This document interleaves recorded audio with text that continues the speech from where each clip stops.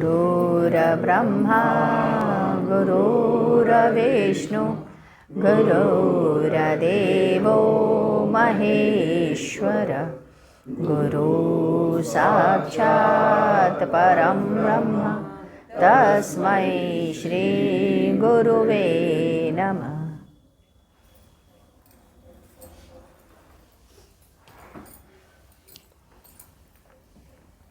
आगे की तरफ पढ़ते हैं। अपने आप को नष्ट होने से बचाएं।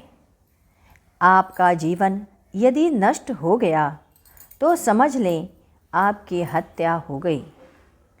आपके 8 तत्व नष्ट हो जाते हैं तभी कहा जाता है कि आप नष्ट हो गए। न धन अष्ट माने 8 तत्व न रहें तो नष्ट। ये 8 तत्व क्या हैं? गुरुदेव ने बताया। पहला सद्गुण, इसमें आपकी सद्बुद्धि, सद्ज्ञान, सद्विवेक सब समाप्त हो जाता है। दूसरा सद्चरित्र, अच्छा चरित्र आप अपना खो देते हैं। तीसरा संतुलन खो देना, इसमें आपकी स्थिरता तथा सजगता दोनों ही समाप्त हो जाती है, ये खत्म हो जाती है। चौथा शुभ संकल्प, आपका शुभ संकल्प ना रहे, ना बचे। जैसे आप चाहते हैं कि हे भगवान, दूसरों का परमार्थ करके मैं मरना चाहता हूँ, वह शुभ संकल्प समाप्त। पांचवा अनुभव, जो आपको प्राप्त है, जो स्पेस, जो लोगों के साथ आपकी ट्यूनिंग बनी हुई है, उससे आपने जो अनुभव किया है वह अनुभव भी आपका समाप्त हो जाएगा।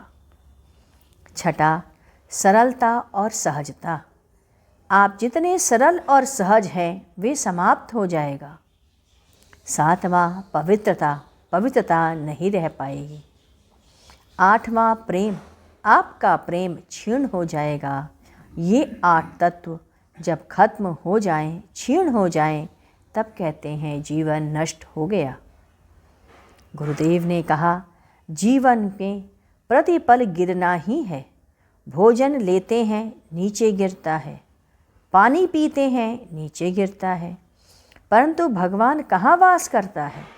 हृदय में, हृदय के आंगन में जो एक स्वच्छ स्थान है वहीं वह रहता है। अतः प्रेम ऊपर की ओर चढ़ता है, परंतु यही प्रेम जब नीचे गिरता है तो विकृत रूप ले लेता है या विकृत हो जाता है। ऐसे काम भाव प्रेम का विकृत स्वरूप है। यही काम भाव आयु आपका क्षीण कर देता है, आपके चरित्र को क्षीण कर देता है।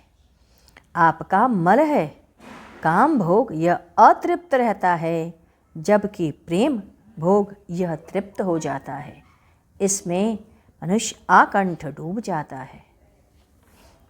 इसके पश्चात 9 तारीख 9 जून सन 1994 गुरुदेव ने पूछा, हम किसकी शक्ति से देखते हैं? किस विधि के द्वारा देखते हैं? फिर उन्होंने खुद कहा, वह ऊर्जा जिसे कि हम एनर्जी कहते हैं, वह एनर्जी हमें कहाँ रहती है, कहाँ से आती है?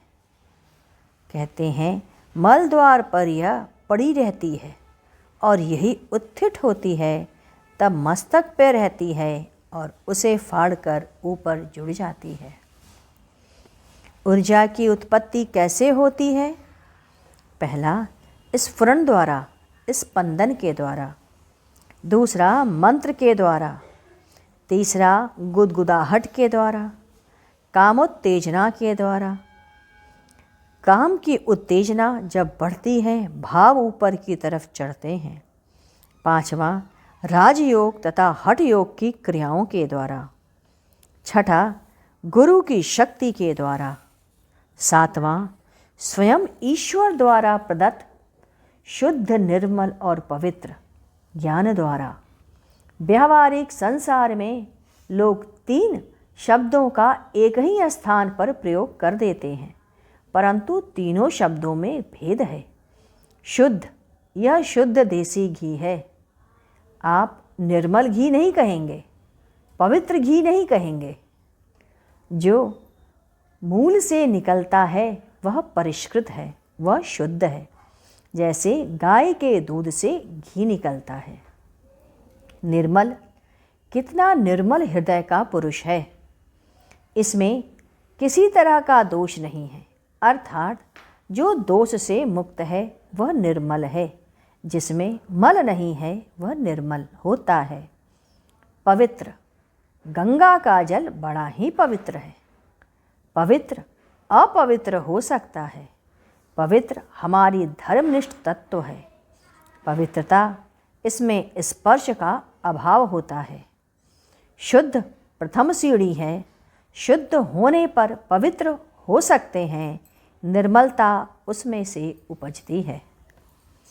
गुरुदेव ने कहा, जब आपके अंदर तड़प हो जाती है तो अच्छे लोग मिल ही जाते हैं। गोकर्ण के पास शिव मंदिर है। वहीं एक शूद्र बुढ़िया रहती थी। उसकी यही इच्छा हुई कि भगवान शिव के मंदिर में शिवलिंग पर बेलपत्र और फूल अर्पण करूं। उसने शिव मंदिर पर बेलपत्र और फूल चढ़ाया, दर्शन किया, अतिशय भाव जग गया। इमली के पेड़ के नीचे बैठी इसी चिंतन में वह डूबी थी कि उसके प्राण निकल गए। शिवरात्रि के एक दिन पहले से ही वह भूखी थी। शिवरात्रि को ही उसने कुछ ग्रहण नहीं किया। तीसरे दिन वह दर्शन पूजन के बाद चल बसी। अब भगवान शिव के पार्षद आए और उसे शिवलोक में ले गए। गौतम ऋषि बैठे थे।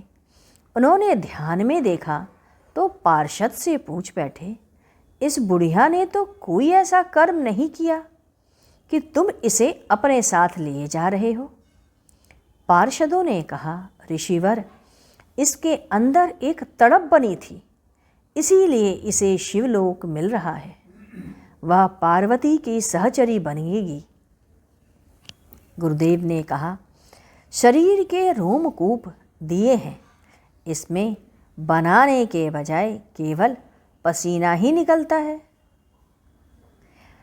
अब आप शून्य में जब चले जाते हैं तो इन रोमकूपों से वायु और जल दोनों का निष्कासन और प्रवेश बंद हो जाता है। जब समाधि में चले जाते हैं तो मृत समान हो जाते हैं। जब परब्रह्म का चिंतन करते हैं तो कहते हैं कि परब्रह्म परमेश्वर मेरे रोम रोम में व्याप्त है। गति नीचे दी गई है, प्राण का उठना नीचे से ऊपर दिया गया है। सुरत ऊपर से नीचे आती है।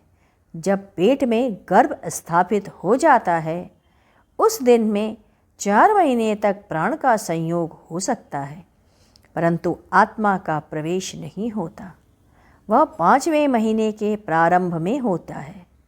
आपके शरीर के कुछ अंग लगभग बराबर होते हैं।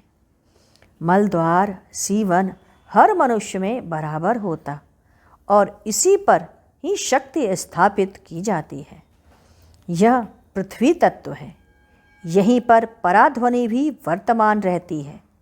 जब आपकी शक्ति कमज़ोर हो जाती है तब मल और मूत्र एक साथ आप त्यागने लगते, शारीरिक कमजोरी के कारण। इसीलिए कहते हैं, प्रणाम करते समय हमेशा अश्वनी मुद्रा का प्रयोग करें। अश्वनी मुद्रा में ही प्रणाम करें। कुंभक करके मलद्वार को संकोचित करें और शक्ति को ऊपर चढ़ाते रहें। आइए हम लोग गुरु कीर्तन करते हैं। ओम गुरु ओम गुरु ओम गुरुदेव, जय गुरु जय गुरु जय गुरुदेव। ओम गुरु ओम गुरु ओम गुरुदेव, जय गुरु जय गुरुदेव। ओम गुरु ओम गुरु ओम गुरुदेव, जय गुरु जय गुरु जय गुरुदेव। ओम गुरु ओम गुरु ओम गुरुदेव। जय गुरु जय गुरु जय गुरुदेव। ओम गुरु ओम गुरु ओम गुरुदेव। जय गुरु जय गुरुदेव। ओम गुरु ओम गुरु ओम गुरुदेव। जय गुरु जय गुरु जय गुरुदेव। ओम गुरु ओम गुरु ओम गुरुदेव। जय गुरु जय गुरुदेव। बोलिए सद्गुरुदेव की जय। सद्गुरु तुम्हें शत शत नमन। सद्गुरु तुम्हें शत शत नमन। सद्गुरु तुम्हें शत शत नमन।